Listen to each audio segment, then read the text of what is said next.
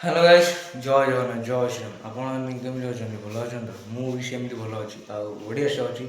ଆପଣମାନେ ତ ଜାଣିଥିବେ ମୁଁ ଆସିକି ପଦାରେ କାମ କରୁଛି।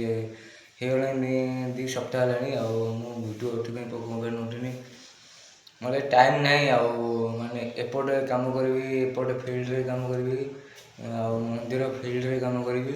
ଆପଣମାନଙ୍କୁ ଯେମିତି ଆଜି ସକାଳେ ଗୋଟେ ଭିଡ଼ିଓ ଅପଲୋଡ଼ କରିଥିଲି, ଆଉ ଯେମିତି କହିଥିଲି ମନ୍ଦିରରେ ଅଛି, ଆଉ ଗାଈ ଧୂଆଁ ହେଉଛି। ଗାଈ ପାଇଁ 2ଟା ଲୋକ ଅଛନ୍ତି, 2ଟା ଲୋକ ଅଛନ୍ତି ଲୋକାଲ୍ ପିଲା। ଆଉ ଚାଲନ୍ତୁ, ଆମେ ତ କାମ ସାରି ଦେଇଛନ୍ତି। ଆଉ ମୁଁ ରୁମ୍ଟା ଟିକେ ମଳିଆ ହେଇଥିଲା, ଆଉ ରୁମ୍ଟା ମୁଁ ସଫା କରିଦେଉଛି। ଆଉ ଚାଲନ୍ତୁ ଦେଖିବା କେତେ ସମୟ କ'ଣ ଲାଗୁଛି।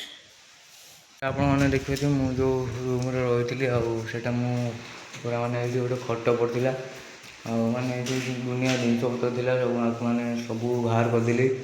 ଆଉ ସବୁ ଏଇଭଳିଆ କିଛି ସିଚୁଏସନ୍ ଅଛି ପଦାରେ।